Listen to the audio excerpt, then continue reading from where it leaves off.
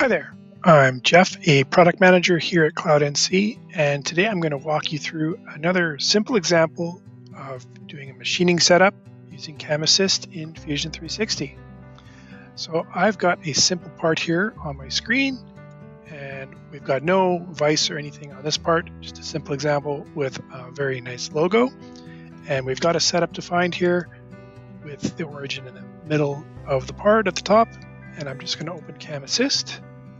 So CAM Assist is a plugin that runs in Fusion 360, and for this part I'm going to say that I'm going to cut it in aluminum, and I'm going to use my sample tool metric database, and I'm going to pick setup 1. I'm not going to do any of the changes on any of the other pages or other tabs of CAM Assist, but you have other degrees of freedom and control here. But from this point on, we're just going to hit the run button and see how long it takes.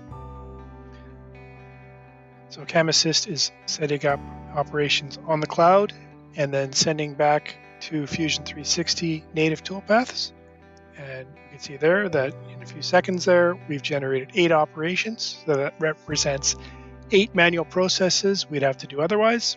And they've all been organized into these folders here. We've got facing and roughing and flat machining, facing, roughing, flat, our wall finishing, and our deburring. So at this point, we could also run a simulation and then prepare that part to be sent to an NC file.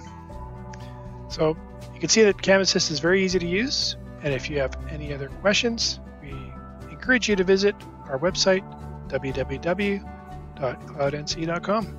Thank you very much.